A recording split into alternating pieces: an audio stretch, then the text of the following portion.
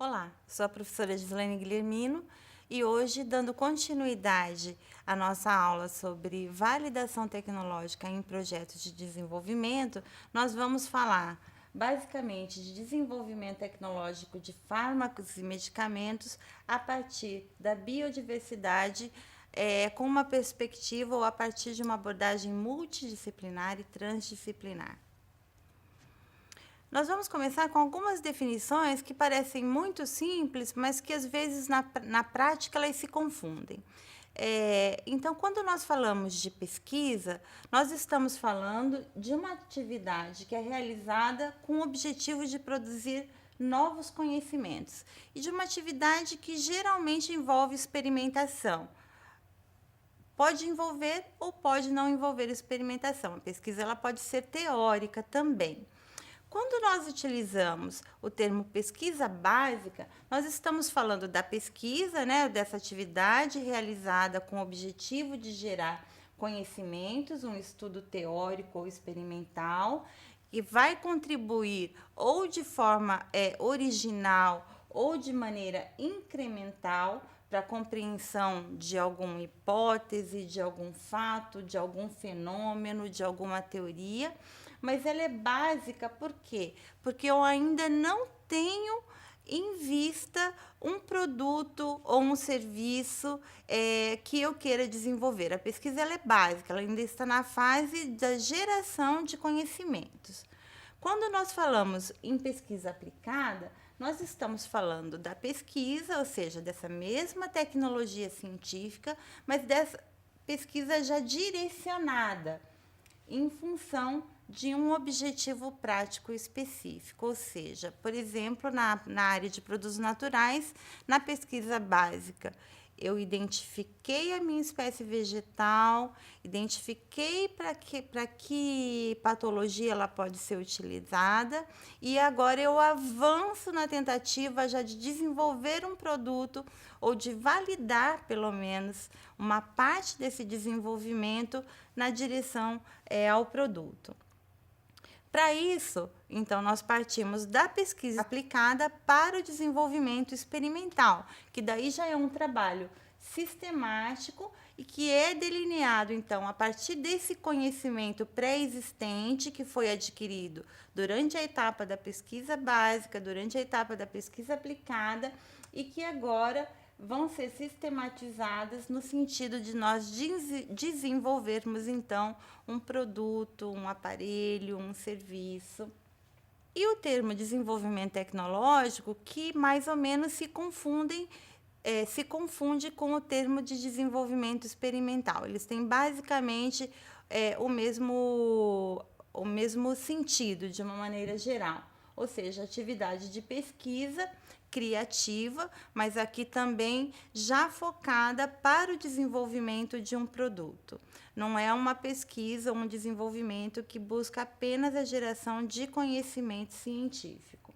É óbvio que o conhecimento científico é a base de tudo. Sem o conhecimento científico e sem a pesquisa básica, nós não temos condições de avançar para as etapas posteriores. E inovação tecnológica. O que é inovação tecnológica? É a incorporação de um novo conhecimento no processo de produção e comercialização de bens e serviços.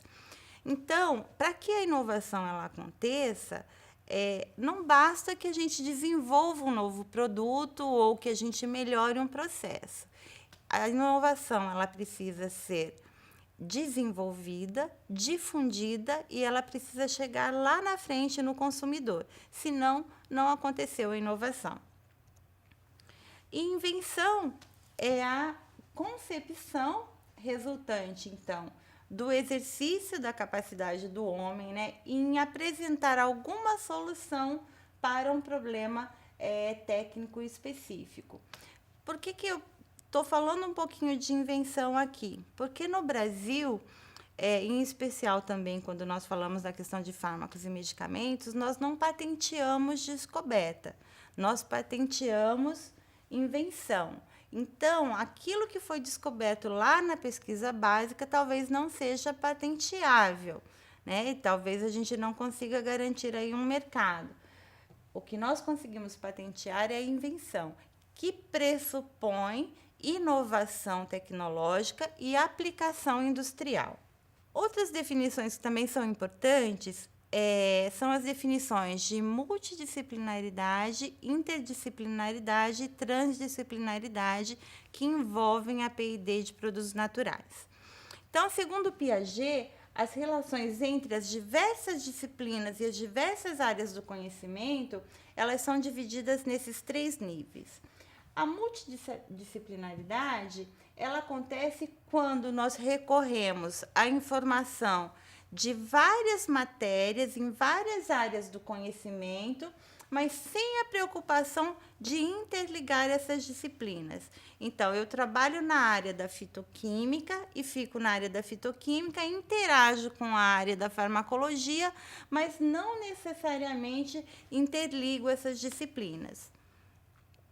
Na interdisciplinaridade, nós estabelecemos, então, uma interação entre essas 2 disciplinas, ou mais, 2 ou mais. Isso vai ficar um pouquinho mais claro mais adiante quando nós entrarmos especificamente nas áreas do conhecimento. Por exemplo, quando nós fazemos o fracionamento fitoquímico acompanhado dos ensaios de atividade biológica no sentido de direcionar esse fracionamento químico. Então, isso é um exemplo de interdisciplinaridade. A transdisciplinaridade é um exemplo de que quando a cooperação ela é tão grande, ela é tão intensa, que você não consegue mais separar essas disciplinas e acaba surgindo uma nova macrodisciplina. Por exemplo, no curso de farmácia, nós temos uma disciplina que se chama farmacognosia. Essa é uma macrodisciplina que envolve a fitoquímica, envolve a farmacobotânica, envolve a farmacologia, tudo isso direcionado para o estudo das drogas vegetais. E validação, que é o tema também da nossa aula, que seria o ato ou efeito de validar, de tornar válido, de tornar legítimo, né, aprovação, comprovação e confirmação. Então, na validação tecnológica, nós vamos confirmar, nós vamos aprovar que aquele medicamento fitoterápico é eficaz através de diversas metodologias e diversas técnicas. Nós vamos tornar válido aquele medicamento, nós vamos mostrar que ele é eficaz, que ele é seguro, que ele pode ser utilizado para o consumo humano. Então, nós vamos entrar agora um pouquinho no universo dessas disciplinas que compõem esse leque de áreas de concentração que nós utilizamos na validação da P&D em fitoterápicos e em fitomedicamentos. O universo de todas essas disciplinas, ele é extremamente complexo e imbricado, seja quando nós buscamos a identificação de substâncias quimicamente definidas ou na padronização de fitoterápicos, ambos com atividade farmacológica definida. E essa complexidade ela é reconhecida diante do imenso conteúdo e de informações que cada uma dessas áreas do conhecimento tem. Então, nós começamos, por exemplo, com a botânica. Então, qualquer esquema de P&D que não tenha a botânica é um esquema que não funciona. A botânica está no começo lá do desenvolvimento. Ela é responsável pelos estudos anatômicos, morfológicos e pela identificação taxonômica. Então, ela é importante tanto para o levantamento dos dados antropológicos em comunidades, ou seja, para a etnobotânica, quanto para a definição da morfologia vegetal, definição, por exemplo, dos canais secretores, dos hábitos daquela espécie que nós estamos utilizando, e também a identificação taxonômica. A identificação inequívoca da espécie vegetal é o objetivo desta etapa. E também o estabelecimento de características botânicas comparativas que nos permitam, então, detectar futuramente alterações ou adulterações na nossa matéria-prima. Então, qualquer esquema de P&D ou qualquer estudo que não tenha acontecido com uma identificação taxonômica no começo do desenvolvimento, ele perde completamente a sua validade, porque aí nós não sabemos com que material nós estamos trabalhando, qual espécie realmente vegetal que nós estamos trabalhando. E isso é extremamente complexo, porque o Brasil é um país continental, nós temos espécies que são conhecidas por diferentes nomes populares em diferentes regiões do país, então essa identificação ela é imprescindível. E as atividades na botânica, elas começam por onde? Elas começam pela coleta do material vegetal. E, a partir daí, em todas as metodologias para conservação, para estabilização desse material vegetal, toda a parte de montagem e preparação das essicatas, ou seja, o processo de herborização. E então, o depósito num herbário ou num banco, num fiel depositário. Aqui, nós não podemos também esquecer que cada uma dessas áreas do conhecimento, elas têm legislações específicas. No caso da botânica, ou dessa primeira etapa, que é a coleta, nós temos um entrave que tem sido muito grande para a área de pesquisa, que é essa medida provisória 2186 de 2001, que trata da questão do acesso ao patrimônio genético e ao conhecimento popular ou tradicional associado. Ou seja, hoje nós temos que pedir autorização de coleta para coletar uma espécie vegetal, nós temos que depositar num banco que seja um fiel depositário. Então, nós precisamos solicitar autorização de acesso ao CEGEM, que é o conselho que toma conta, né, de que essas medidas estabelecidas nessa medida provisória, de que todas aquelas questões vão ser cumpridas. E, a partir daí, nós precisamos dessa autorização tanto para fins de pesquisa científica quanto para fins de bioprospecção.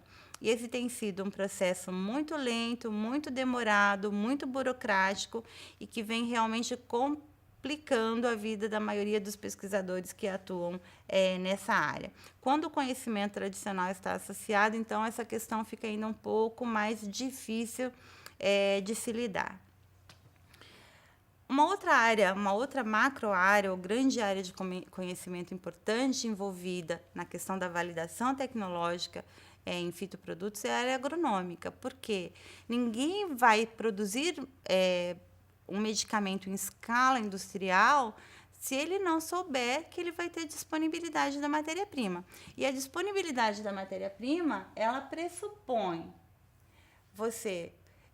estudos relacionados ao germoplasma, ou seja, ao material reprodutivo daquela espécie vegetal, seja semente ou seja qualquer outra forma de material propagativo, e questões relacionadas à produção.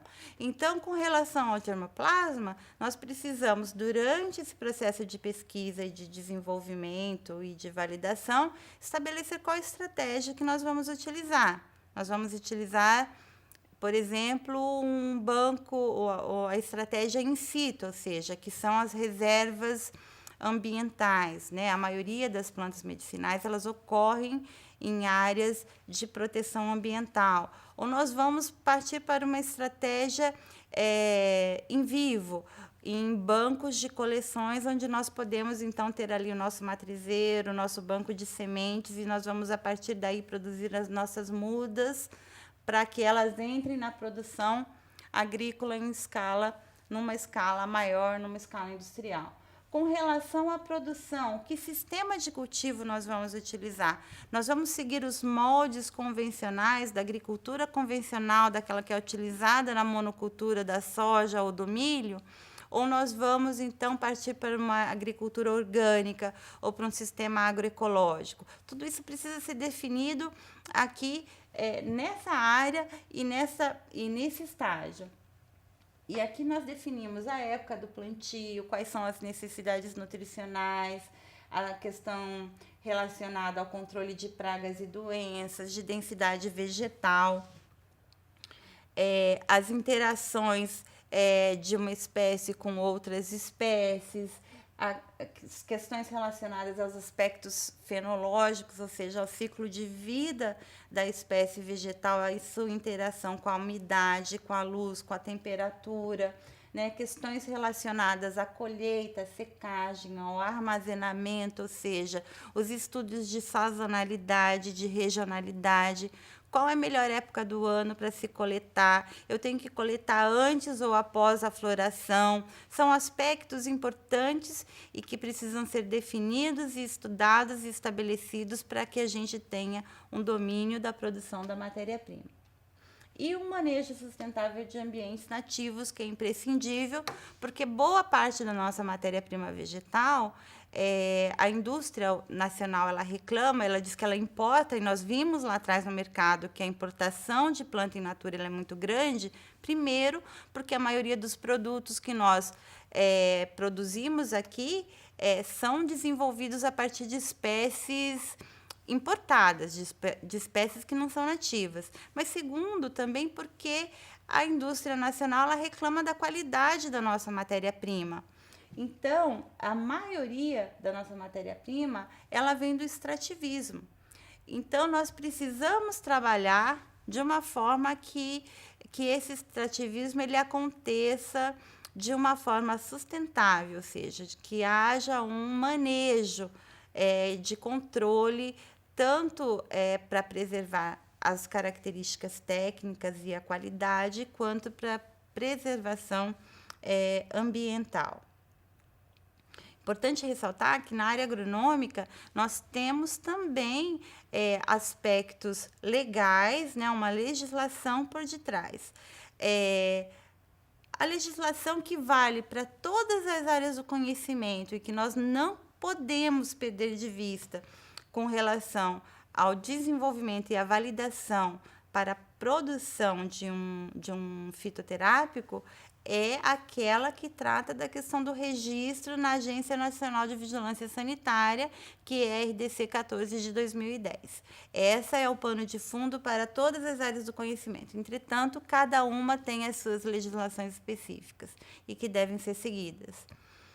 E aí nós entramos para uma outra grande área, que é a química, que tem por objetivo identificar os constituintes químicos daquela espécie vegetal ou identificar a presença dessas substâncias.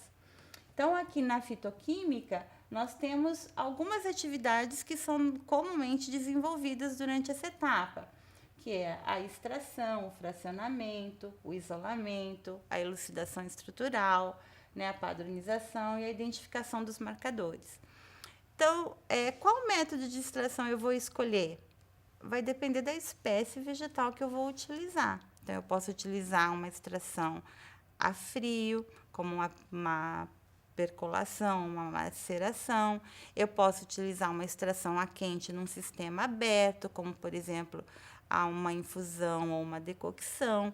Eu posso utilizar uma extração a quente num sistema fechado, como a extração em aparelho de Soxhlet, ou seja, são várias as metodologias e técnicas que podem ser utilizadas. Que solvente eu vou utilizar para essa extração? Também vai depender da espécie vegetal e da classe química que eu vou extrair e do extrato que eu quero obter. Mas nós precisamos responder algumas perguntas também. Eu posso, quer dizer, no meu extrato, no meu produto final, eu posso ter algum resíduo daquele solvente? Isso vai comprometer a qualidade ou a toxicidade lá no futuro?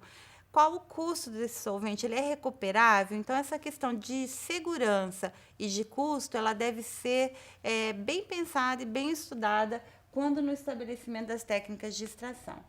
Da extração, nós partimos, então, para o fracionamento. Então, partimos dos extratos e aí vamos fracionando né, através da utilização de solventes, diversos solventes orgânicos em diferentes polaridades, e acompanhando esse fracionamento, então, através dos testes de atividade biológica ou também acompanhando através, por exemplo, da cromatografia líquida de alta eficiência, acoplada à espectrometria de massas, à ressonância magnética nuclear, direcionando, então, esse fracionamento para aqueles compostos que nós consideramos, então, mais interessantes ou mais promissores ou que têm atividade biológica. E a partir daí o isolamento, né, e o fracionamento acontecem concomitantemente. A elucidação estrutural, daí nós lançamos mão de diversas técnicas físicas, metodologias físico-químicas e físicas, no caso também os métodos cromatográficos e a espectrometria também. E todas essas informações, elas são utilizadas para nós padronizarmos tanto o extrato vegetal quanto para nós identificarmos os marcadores. Os marcadores químicos, eles são importantes porque eles vão acompanhar o produto desde o controle e o monitoramento das atividades de desenvolvimento, desde a matéria-prima até o produto final. Neste caso, nós temos também aí que seguir as boas práticas de laboratório, a legislação vigente. Então, temos normas específicas que dizem respeito à área da fitoquímica. Aqui nós temos, de forma esquemática, os procedimentos básicos que são realizados no estudo da química de produtos naturais. Ou seja, nós começamos com a planta medicinal, obtemos então os extratos brutos e realizamos os ensaios biológicos.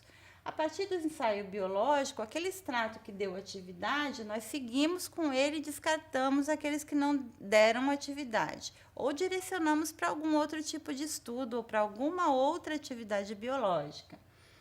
E aí fracionamos e seguimos novamente com o ensaio biológico. E assim sucessivamente, até que nós chegamos ao composto ativo.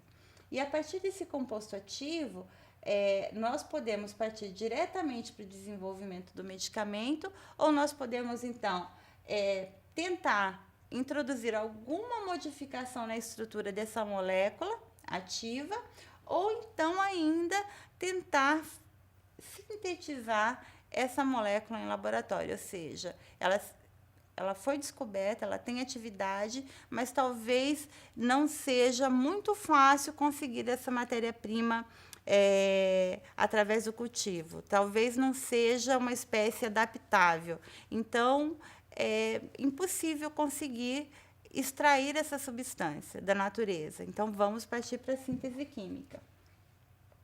E sempre no final, com o desenvolvimento do fitomedicamento. Então, nós entramos em uma outra grande área do conhecimento, que é a área farmacêutica. Então, por tecnologia farmacêutica, nós entendemos todo o conhecimento que está relacionado à produção e ao controle da qualidade. E o medicamento fitoterápico, como qualquer outro medicamento, ele é definido por um conceito que reúne 3 elementos que são indissociáveis, que são eles: a eficácia, a manutenção da segurança e a qualidade, ou seja, a garantia da reprodutibilidade técnica e de todas as questões relacionadas aos experimentos que você fez ao longo de toda a cadeia. Então, dentro da área farmacêutica, nós trabalhamos com atividades relacionadas à formulação, aos estudos de estabilidade e controle de qualidade. Então, aqui nós vamos utilizar tudo aquilo que nós estudamos e que nós pesquisamos lá na botânica, lá na fitoquímica, e vamos aplicar para o desenvolvimento das metodologias que serão utilizadas no controle da qualidade e que também vão monitorar todo o processo de transformação farmacêutica, ou seja, eu estava com a planta, comecei a trabalhar com extrato ou com a substância isolada e vou transformar isso agora numa forma farmacêutica, num medicamento. Então, aqui nós temos um esquema geral de preparação de formas farmacêuticas derivadas de plantas medicinais. Então, por exemplo, se nós temos aqui a planta ou o farmacógeno, o que é o farmacógeno? É aquela parte da planta que tem atividade biológica. Então, se o que tem atividade é a folha, o farmacógeno é a folha. Se o que tem atividade é a raiz, o meu farmacógeno é a raiz. Se eu utilizar a planta ou o farmacógeno diretamente para administração, eu posso ter problemas qualitativos ou quantitativos, porque eu não tenho muita exatidão nesse tipo de material. Se eu utilizar um extrato líquido, eu posso ter problemas de estabilidade, porque algumas substâncias não são estáveis em meio líquido ou em alguns solventes. Se eu utilizar extrato seco, por exemplo, eu posso ter problemas relacionados à exatidão da dose.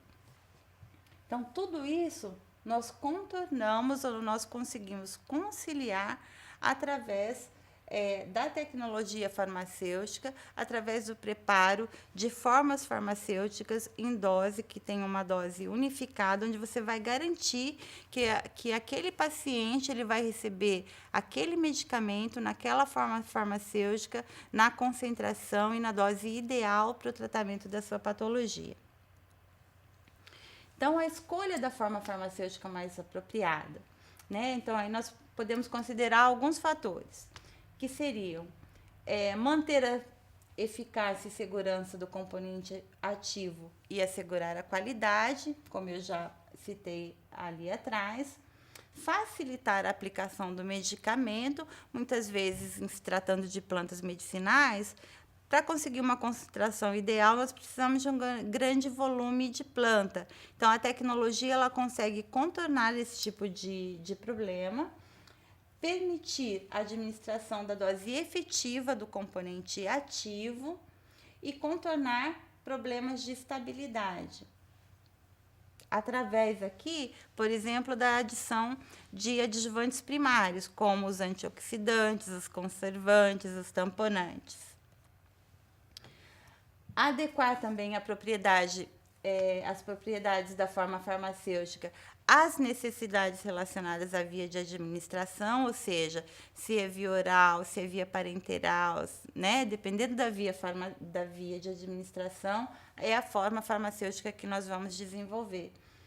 Direcionar a cedência dos componentes ativos, né? Seja com relação ao lugar onde esse princípio ativo vai ser absorvido, ou seja com relação à liberação, medicamentos de liberação prolongada, por exemplo, e aumentar o nível de aderência ao tratamento através da utilização dos adjuvantes secundários, que são aqueles adjuvantes que são chamados de adequadores organolépticos, ou seja, eles trazem uma sensação, eles trazem aquela coisa sensorial que vai melhorar o cheiro, que vai melhorar o gosto daquele medicamento e vai fazer com que ele seja,